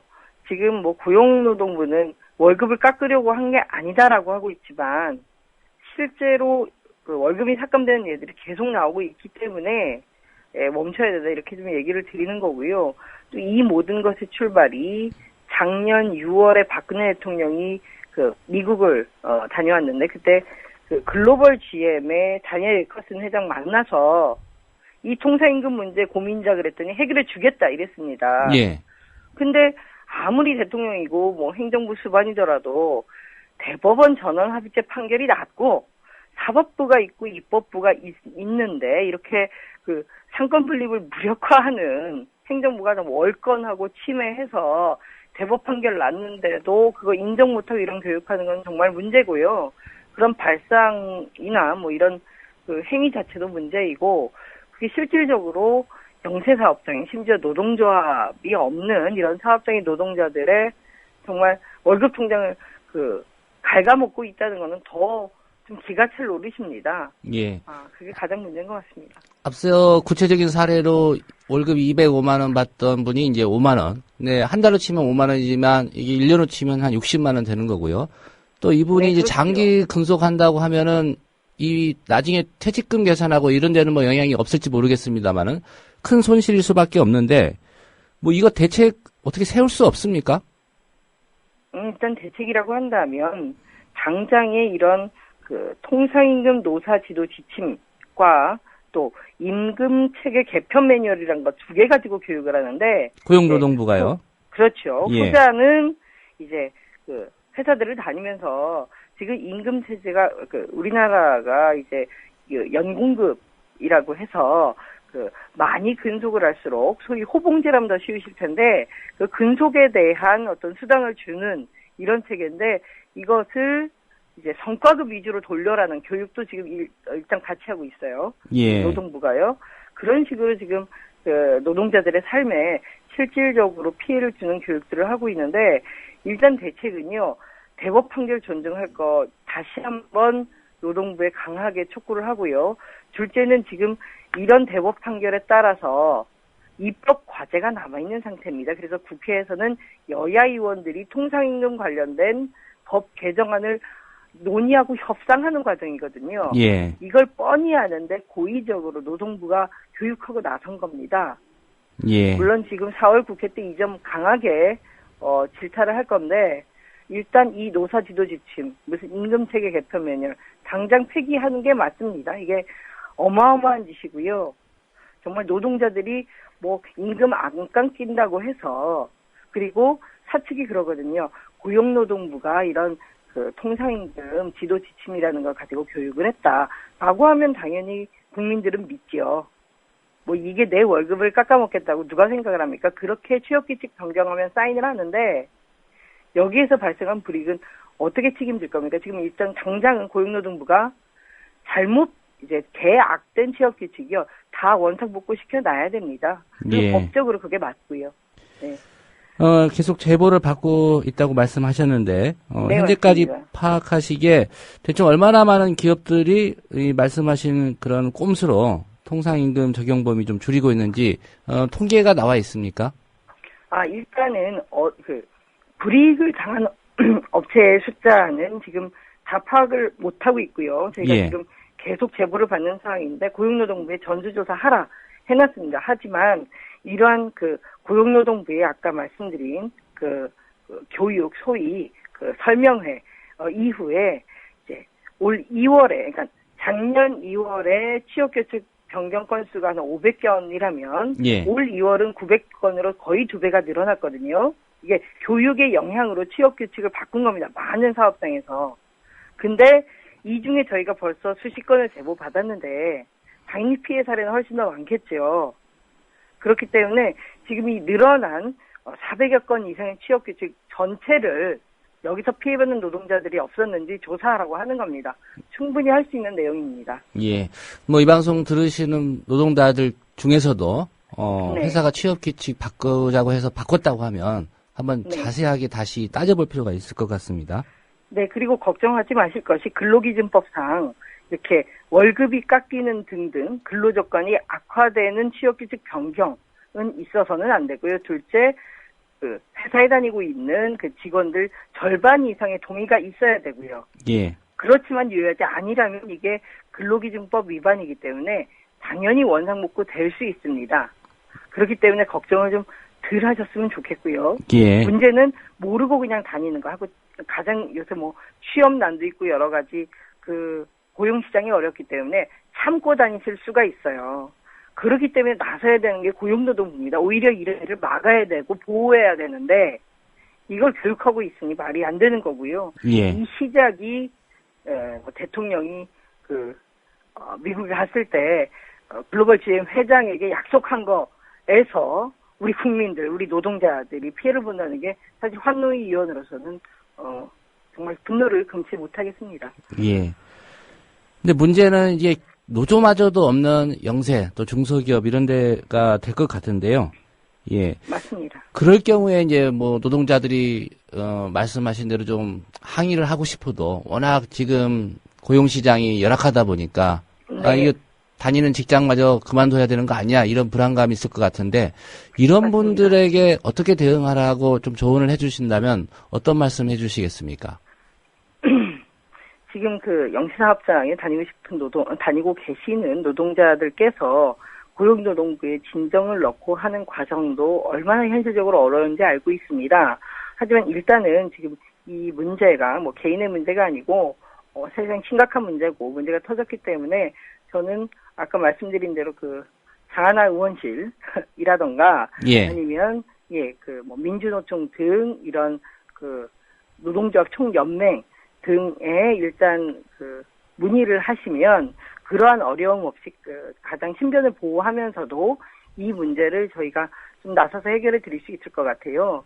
왜냐하면 고용노동부에 직접 그러한 문제적인 사업장을 가서 지도 감독하고 취업규칙 계약된 부분 돌려놓는 그 역할을 하는 게 노동부이기 때문에 예. 충분히 그런 조치를 취할 수 있고요. 또 한 사업장뿐만 아니라 주변에 비슷한 경우들을 다 이렇게 조처할 수 있기 때문에 좀 일단 많은 제보가 필요한 상황입니다. 그리고 제보가 있으면 좀 조치가 빨라질 것이고요. 예. 그리고 그 이전에 이미 지금 고용노동부와는 2월에 취업규칙이 바뀐 400개 업체부터 전수조사를 좀 하라고 해놓은 상황이기 때문에 최대한 피해가 없도록 국회에서 나서서 해결할 일이다 이렇게 생각이 들어지고요. 네. 그렇습니다. 예. 제보가 가장 중요한 상황인 것 같습니다. 예, 다시 한번 제가 안내를 해드리겠습니다. 새정치민주연합의 장하나 의원실 국회 홈페이지에 가면 연락처 다 있습니다. 제보를 하시든지 민주노총이나 이런 쪽에 상황 설명하시면 될 것 같고요. 예, 제주에 가셨으니까 어제 4.3 항쟁 66주년 추념식 있었고요. 근데 국가기념일로 지정된 이후에 첫 추념식이었는데 많은 전망이 박근혜 대통령이 참석하지 않겠냐 이렇게 전망했는데 결국 참석을 안 했습니다. 네, 어제 추념식 분위기 또 이상한 노래를 불러가지고 좀 논란이 되는 것 같습니다. 어떠셨는지 좀 설명해 주시죠. 네, 지난 4.3 기념식을 계속 봐온 제주도민의 한 사람으로서 분명히 진일보된 부분이 있죠. 국가 추념일이고 처음 국가 예산으로 국가에서 진행하는 행사였기 때문에 거기에 따른 도민들의 어떤 심적인 그런 부분들도 분명히 차이는 있었지만 실제 박근혜 대통령이 오지 않은 것도 중요한데 그 전에 이 추념일 지정할 때 새누리당 하태경 의원이 일단 지금 피해자로서 지정된 분들에 대해서 재검토 필요하다 이래서 다시 좀 이념 논쟁에 불필요한 불을 지폈고요. 예. 근데 사실 여당의 한 의원의 의견이었으면 그렇게 사실 그게 딴지를 걸 필요가 없는데 어제 바로 행사 끝나고 정홍원 총리가 국회에 올라와서 대정부 질문을 했습니다. 근데 새누리당 김재현 의원이 또 같은 취지의 질문을 그 자리에서 했는데 정 총리께서 추념식에 참가했을 때와는 사실 되게 다른 태도죠. 그 자리에서 제주도 해야 된다는데 긍정을 좀 해버렸습니다. 근데 이것은요, 이게 왜 문제냐면 제가 감정적으로 나오는 게 아니라 4.3 진상조사위원회 활동이 10년이 넘었는데 그동안 많은 전문가들이 이 사실관계를 따지고 따져서 만들어진 현재의 피해자 명단이고요. 이명박 대통령 정권 시절에 5년 동안 이 진상조사위가 아예 마비되고 활동을 안 하고 그리고 제주 도민과의 약속을 깡그리 깨버려서 사실 계속 이런 어떤 4.3 피해자 명단들을 이제 발굴하고 조사를 해야 되는데 사실 마비됐었어요. 아무것도 진행되지 않았습니다. 예. 암흑기가 있었어요. 예. 근데 지금까지의 이러한 조사 결과까지 다시 뒤집겠다는 저런 발언은 사실 뭐 국가 추념일 지정은 했지만 오히려 도민들에게는 그 약간 뒤에서 정말 비수를 꽂는 이런 발언이 됐다고 얘기를 할 수밖에 없고요. 예. 아직 그 4.3의 그 원혼들이 울부짖는 것은 정말 선의의 그 양민들, 그리고 뭐 희생자가 거의 이제 한 3만여 명에 달하는데 그 중에 30% 이상이 노약자였고 부녀자였고 정말 아이들, 깐난 젖먹이들이었는데 이걸 가지고도 폭도 운운하고 또 그 이념 가지고 얘기하는 것들은 저는 제가 보기에는 정말 비상식적이고 참 무지하다, 부끄럽다 이렇게 생각이 듭니다. 그래서 예. 아직도 박근혜 대통령과 정부의 입장이 이것들을 사실 뭐 본인들이 수도 있겠고요. 사실 누군가 뭐 여론의 눈치를 볼 수도 있겠죠. 또 아주 보수적이거나 극우적인 이런 분들이 아직도 4.3을 어떤 폭도 어떤 폭력적인 이런 사태로서 보려고 하고 규정을 하고 있는데 저는 10년 이상 그 국가 주도로 진행된 이 진상조사의 결과를 총리가 저렇게 부인하는 것들은 당장 여기에 대해서 사과를 또 하실 것을 좀 요구를 드릴 수밖에 없고요. 예. 그렇습니다. 뭐 국가 추념일로 지정됐지만 추념일 직후에 오후에 벌어진 이 발언 때문에 오히려 좀 많이 속상하기도 하고 슬프고 또 국회의원으로서 이게 의정 활동 차원에서 대응해 나갈 게 아직도 많이 남아 있구나라는 뭐 만감이 교차하는 그런 날이었습니다. 예. 네, 오늘 말씀 잘 들었습니다. 제주 일정 감사합니다. 잘 마무리하고 올라오십시오. 네네. 서울에서 뵙겠습니다. 네, 새정치민주연합의 장하나 의원이었습니다. 네, 통상임금 문제 짚어봤고요. 66주년 맞은 제주 4.3 항쟁 추념식 이후에 나온 그 문제들도 얘기 들어봤습니다. 여러분께서는 지금 국민일보 해직기자 조상훈이 진행하는 국민라디오 아침 시사 프로그램 조상훈의 뉴스바를 듣고 계십니다. 네, 금요일의 요일별 코너입니다. 영화 속 실화 이야기 최강희의 영실이 시간입니다. 원래 수요일에 방송이 됐었는데요. 지난 개편과 동시에 금요일로 시간대를 옮겼습니다. 아마 금요일 이 방송 들으시고 주말에 극장 가실 때 좀 참고가 되면 좋겠다, 이런 판단을 김효진 PD가 한 것 같습니다. 오늘은 필로미나의 기적이라는 실화 영화를 소개해 보겠습니다. 오늘 또 최강희 영화평론가 스튜디오에 직접 나오셨습니다. 안녕하십니까? 네, 안녕하십니까? 예. 요즘뿐만 아니라 예전부터 계속 한국에서 좀 문제가 됐던 화두 가운데 하나가 좀 불명예스럽지만 한국이 이제 아동 수출 국가라고 하는 오명. 예. 해외 입양을 많이 보내는 그런 나라로 아직까지 좀 인식이 돼 있잖아요. 해외 입양 문제, 이것도 참, 그래서 이제 국내 입양을 좀 권장하는 그런 목소리들이 좀 많이들 나오고 있는데, 여전히 그래도 그 미혼모들의 어떤 자녀들이 해외로 이렇게 입양되고 있는 그런 상황이죠. 예. 근데 그게 우리나라만의 문제는 아닐 거예요. 아마 이 영화 보시면 유럽에서도 저런 일이 있었구나라는 생각이 들 겁니다. 바로 필로미나의 기적이 입양과 관련된 이야기를 담은 영화인데 실제로 일어났던 일, 그리고 실존 인물이 그 실명 그대로 나오는 영화거든요. 예. 이게 1920년대 그 아일랜드에서요.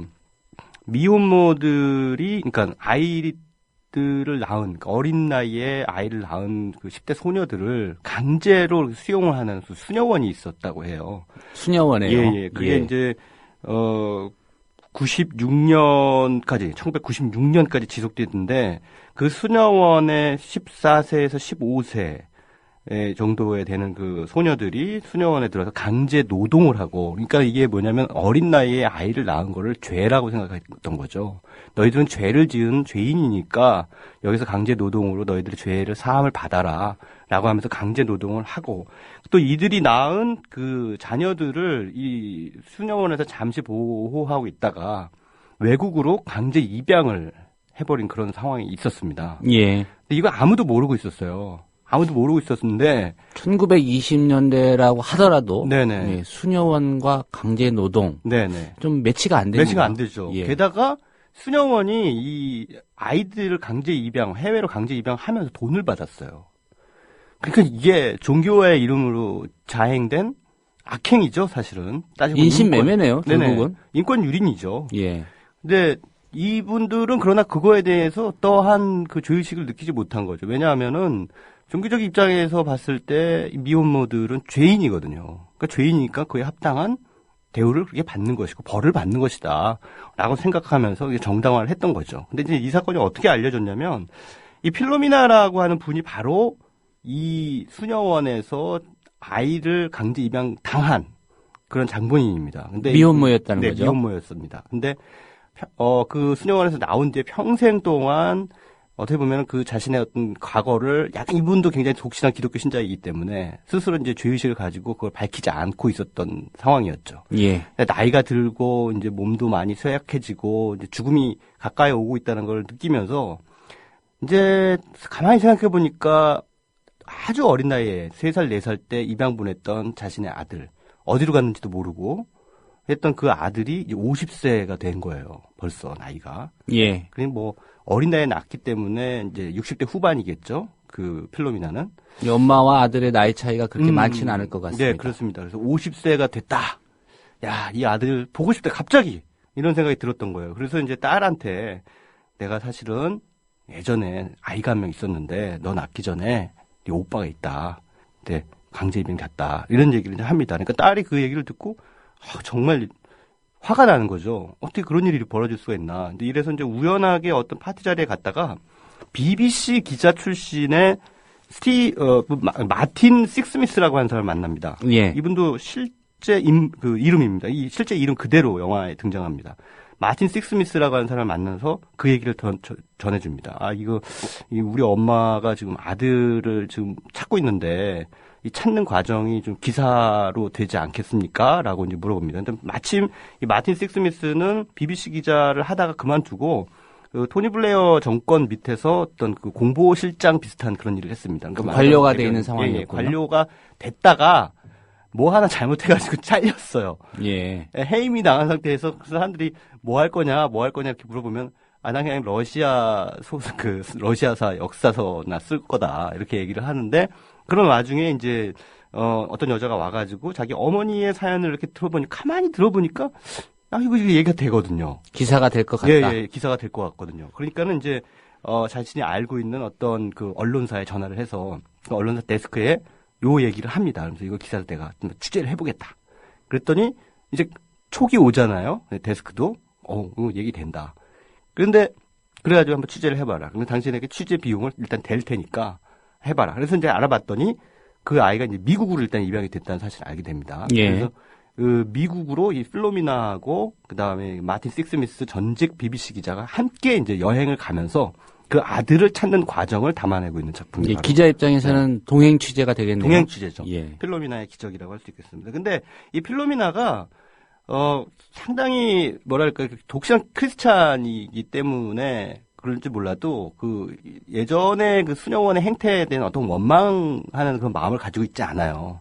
근데 이 BBC 전직 기자 입장에서 마틴 입장에서는 이거는 정말 천인공노할 짓이거든요. 예. 그래서 거기에 대해서 계속 자기의 어떤 그 불만을 성토를 하고 분노를 표출하는데 필로미나는 괜찮다 이러면서 이제 두 사람 사이에 미묘한 어떤 갈등이 생깁니다. 그리고 또 하나는 뭐냐면 이 저널리즘의 관성과 그다음에 개인의 실존적 문제였던 그 딜레마 이것이 이제 충돌을 일으키게 되는데요. 예. 무슨 얘기냐면 필로미나가 아들을 찾는 여정을 가만히 계속 한꺼번씩 들어가게 되면서 이 얘기가 세상에 알려지는 게 두려운 거예요, 갑자기. 기자가 지금 동행 취재를 하고 있잖아요. 그러니까는 그냥 아들 단순히 찾고 싶었을 뿐인데. 찾고 싶었을 뿐인데 이 찾는 것을 도와준다는 명분으로 이제 마틴이 같이 동행을 하고 있는 거잖아요. 그리고 실제로 도움을 주거든요. 근데 그 찾는 과정을 다 일일이 사진도 찍고 기록도 하고 있어요. 근데 필로미나가 마음이 바뀌는 거예요. 이거 보도하지 마라. 예. 세상에 내놓지 마라. 그러면 이랬을 때 언론 윤리상 어떤 선택을 해야 될까요? 기자이시니까 여쭤본다면. 보도하지 않는 게 맞겠죠. 보도하지 않는 게 맞습니까? 예. 그런데 보도하지 않았다고 한다면은 이 필로미나가 강제 입양 당했던 그 수녀원의 만행은 세상에 드러나지 않을 수 있잖아요. 그죠? 그러니까 그 만행을 드러내기 위해서 필로미나라고 하는 사람의 실화가 필요했을 수도 있잖아요. 예. 그 기자 입장에서는. 그러니까 보도하는 게 또 맞을 수도 있지 않을까? 이런 생각이 듭니다. 뭐 모르겠습니다. 이게 판단의 문제겠는데. 판단의 문제죠. 예. 근데 그런 상황에서 이제 딜레마를 겪게 되는 이 마틴의 또 고민, 갈등 이런 것도 이제 영화 속에서 아주 드라마틱하게 펼쳐지게 되는 상황이 되는 거죠. 그래서 한편으로는 종교의 윤리와 그다음에 사회적 통념의 윤리 간의 충돌. 그러니까 말하자면 수녀원이 이것은 기독교적인 어떤 세계관을 통해서 이들을 죄인을 취급하고 그의 미혼모들의 아이들을 강제 입양시킨 것.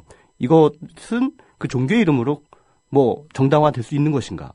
그 사회적 통념의 윤리로 봤을 때는 좀 만행이라고 볼 수도 있는데 그 종교적인 차원에서는 그럴 수도 있다라고 또 볼 수 있는 것이 아닌가. 왜냐하면 필로미나는 그런 입장이거든요. 예. 자신이 그런 피해자임에도 불구하고 바로 그런 입장입니다. 자기가 죄를 지었기 때문에 그에 합당한 대가를 받았다. 하나님이 나에게 벌을 준 거다. 이렇게 생각하고 있다는데 마틴은 전혀 다른 생각을 가지고 있죠. 그런 건 당연히 인권 유린이다. 라고 하는 것. 그래서 이 사회적인 윤리, 그다음에 종교적 윤리, 이것이 충돌하는 과정. 그다음에 필로미나의 어떤 자신의 이야기가 세상에 드러내는 것이 실은 개인의 어떤 선택의 문제와 그다음에 이것을 특종으로 삼아야 자기가 저널리스트로서 다시 인정을 받을 수 있는 마틴의 어떤 그 저널리스트로서의 고민. 이게 이제 충돌을 또 일으키게 됩니다. 그래서 이제 그런 그 과정이 아주 흥미진진하게 펼쳐지게 되는 영화가 바로 이 필로미나의 기적이라고 할 수가 있겠습니다. 결국 이게 영화화된 걸 보면 네네. 그 기자가 설득을 한 모양인데요. 설득을 했습니다. 예. 설득을 했고요. 책을 냈습니다. 잃어버린 아이들이라고 하는 책을 냈고 그 책이 나오자마자 베스트셀러가 됩니다.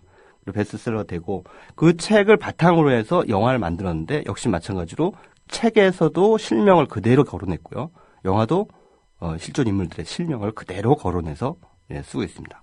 요즘 실화를 바탕으로 해서 우리나라 영화들이 많이 만들어지고 있는데 대부분 다 이름을 바꾸잖아요. 예. 그리고 변호인 같은 경우에는 실화를 바탕으로 했습니다만은 맨 앞에 이것은 실화를 바탕으로 한 허구입니다라고 하는 다소 치사한 그런 문구를 집어넣어야 될 정도로 위험 사회라는 거죠. 잘못하면 큰일 나는 사회라는 거죠. 한국이. 근데 그래도 영국에서 만들어진 이 필로미나의 기적이라는 영화를 보면서 그냥 그 이름 그대로 실화니까 그대로 사용하는 거. 그런 예가 이제 국민 TV 라디오 첫 드라마에서도 있었죠. 네. 예, 본 드라마는 특정 사실과 무관합니다. 그거 한마디만 넣으면 모든 게 용서되는. 예. 눈 가리고 아웅이에요, 사실은. 근데, 이 필로미나의 기적이라는 영화는 그렇지 않다라는 얘기죠. 근데 바로 그런 점에서 어떻게 보면 또 역설적으로 좀 진정성을 느낄 수 있는 작품이 아닌가. 그런 생각이 들고 또 해외 입양의 문제라는 거나 또 아까 말씀드린 저널리즘과 실존적 선택의 문제, 종교와 사회적 윤리의 문제 이런 것들의 충돌 상황을 통해서 우리에게 생각할 거를 좀 안겨주는 그런 작품이 아닌가라는 생각이 듭니다. 주디 덴치라고 영국의 굉장히 유명한 여배우예요. 007 영화에 나오는 그 MI6 국장입니까? 네, 국장. 네. 예. 주디 덴치가 영화 속에서 바로 필로미나 역으로 나와서 아주 명연기를 펼쳐 보이고 있고요. 스티브 쿠건이라고 하는 또 다른 명배우가 BBC 전직 기자인 마틴 역을 맡아서 또 좋은 연기를 선보이고 있습니다. 굉장히 좀 무겁고 우울한 듯한 그런 내용인 것 같지만 이 두 사람이 여행을 하면서 서로 티격태격하면서도 유사 모자지간의 어떤 그런 정 같은 것들을 이렇게 나누는 그런 상황이 휴먼 드라마적인 아주 따뜻한 감성으로 펼쳐지고 있는 작품입니다. 예. 한 가지 궁금한 게 이제 영화화되고 또 책 나오고 이게 이제 기사화되지 않았겠습니까? 그렇습니다. 그리고 나서 그 수녀원에 어떤 영향이 있었는지. 폐쇄됐습니다. 폐쇄됐습니까? 네. 문을 닫고 그리고 실제로 그 관련돼서 그 총리가 공식 사과문을 발표를 했죠. 예. 2013년 2월에 앤다 케니 총리가 공식 사과문에서 과거 아일랜드 정부에 의해서 아이를 강제로 입양시켜야만 했던 여성들과 강제 노역에 동원된 여성들에게 사과를 전합니다. 네, 오는 17일에 개봉 예정인데요. 예, 여러 가지 영화 놓고 고민하실 분들 많을 것 같은데 한번 선택해서 보시면 또 깨닫는 바가 많은 그런 영화가 될 것 같습니다. 네. 네. 최강희 영화평론가 오늘 얘기 잘 들었습니다. 네, 고맙습니다. 네, 저희가 준비한 메뉴는 여기까지입니다. 제작에 김효진, 김용민 PD가 수고해줬고요. 네, 오늘 금요일입니다. 청취자 여러분 주말 잘 보내시고요. 저는 다음 주 월요일 아침 7시 30분에 다시 오겠습니다. 들어주신 여러분 고맙습니다.